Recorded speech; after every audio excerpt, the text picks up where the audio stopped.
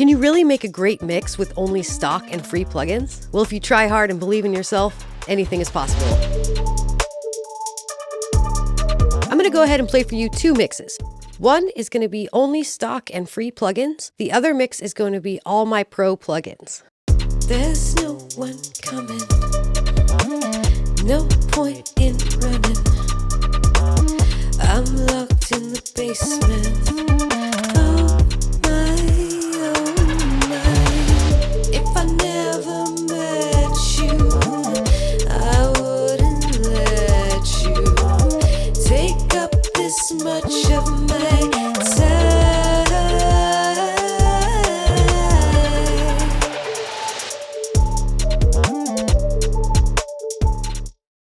There's no one coming, no point in running. I'm locked in the basement. Oh my. If I never met you, I wouldn't let you take up this much of my time.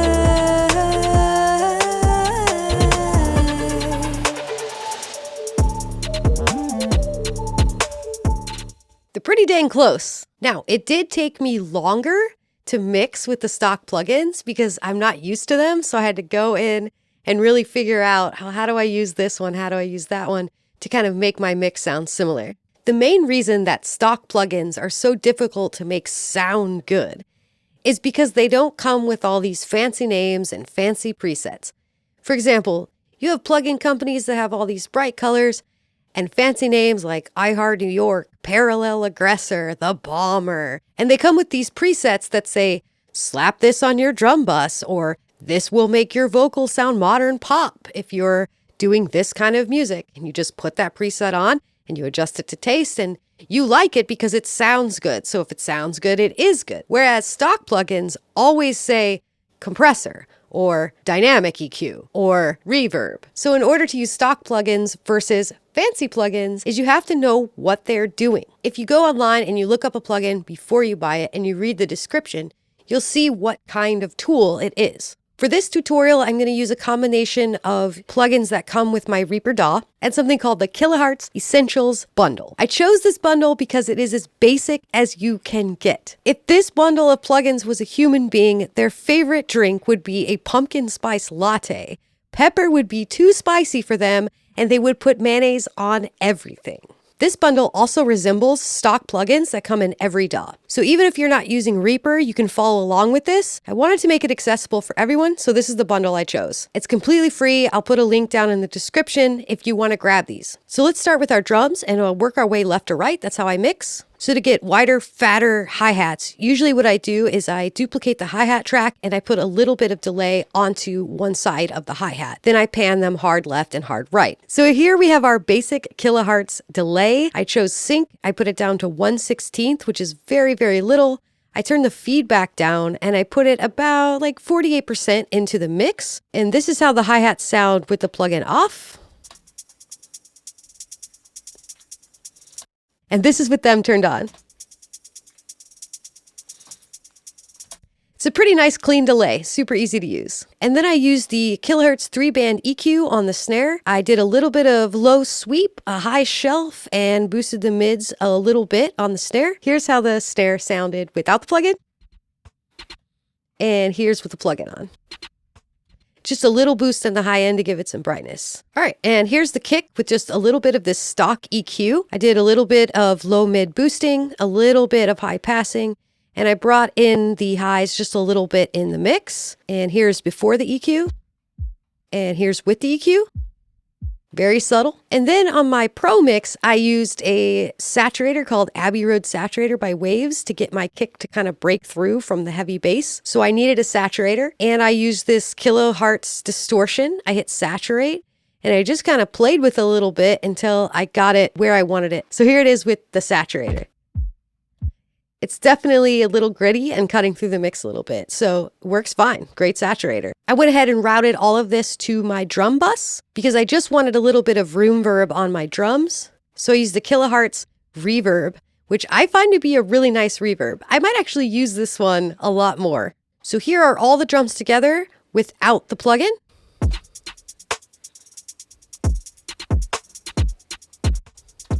And here's with the Kilohearts reverb on the bus. All right, next we have this sub bass. And again, all I did was put a little bit of stock EQ on it. No fancy plugins, nothing, just stock EQ from Reaper. Did a little high pass just to kind of get some of that mud out of there. Did a little mid boosting and high boosting because it has like a little bit of grit on it and I wanted to pull that out. So this is how that sounds without the EQ. And here's with the EQ. Just controlling it just a little bit. Now here's where I ran into some difficulty. I had this high synth and I had the Slate Digital Murder Melodies on it to make it sound a little bit underwater and a little bit different. And I was like, okay, well, how am I going to recreate that with the stock plugins? So I pulled up a few here and I went ahead and I did some high and low passing and bringing up the middle in the EQ so that I could get rid of those sounds that are really distinct. And then I went ahead and tried this stereo widener plugin that you get for free with the Kilohearts bundle. And I just made it as wide as possible and went ahead and slapped that on there. And then I slapped directly onto the track the reverb and turned the mix down. So here's what this sounds like without these plugins.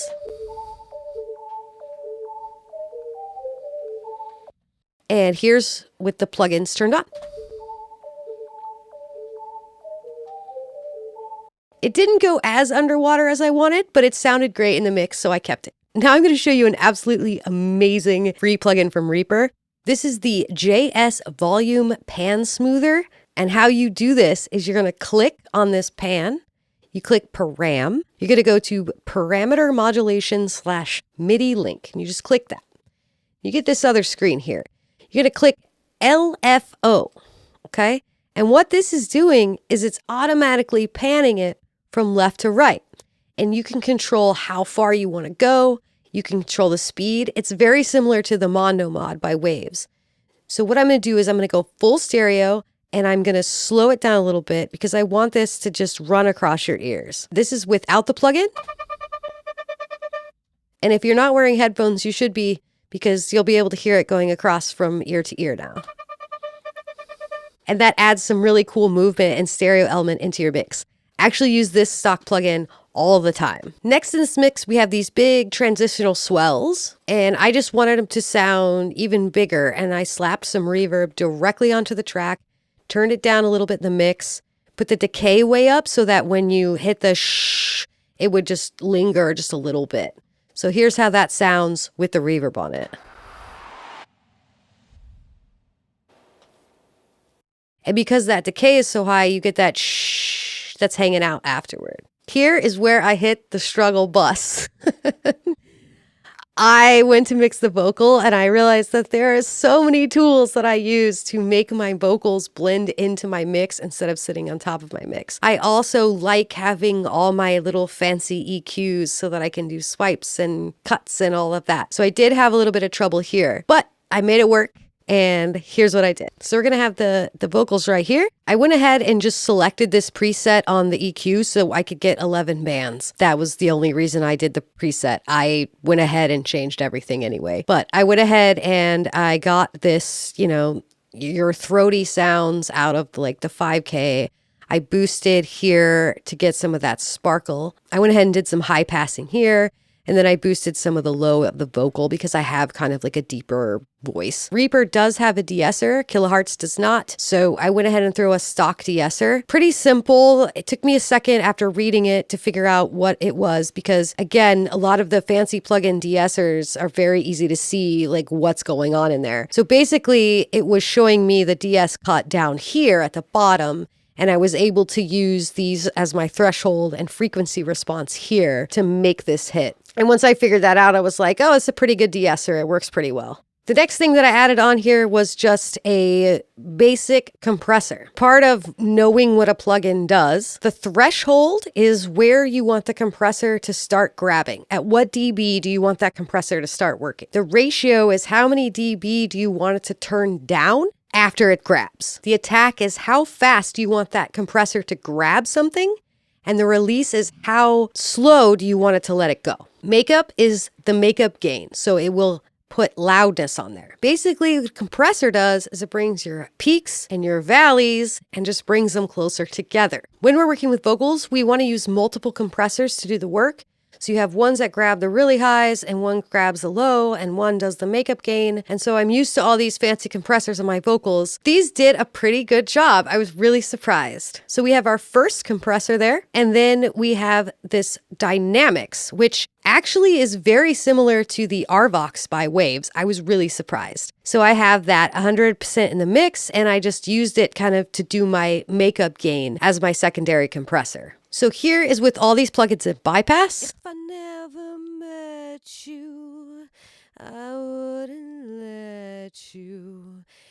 And here's with them all turned on. If I never met you, I wouldn't let you. Now, I was a little bit lost without my RX depop and click on the mouth sounds, but because I wasn't punching a bunch of fancy plugins with a bunch of air, they didn't really pop out of the mix, so that was a happy accident. Now we're on to Struggle Bus number 2. Normally, what I do is I duplicate the track and I add a doubler onto my second vocal. This helps it sit really well in the mix. And I was like, there is no stock doubler. Maybe if you have Logic or you have Pro Tools, you'll have like a stock doubler in there that you can use. But in Reaper, I didn't have one. Kilohearts didn't have one. I tried to figure out what I was going to do. So I came up with this plan B. So as you can see, everything got duplicated in the track. And I used this thing called Surround Pan. It's a surround sound plugin that comes with Reaper. And I just kind of moved these two dots until it was like kind of bringing the vocal into that double range.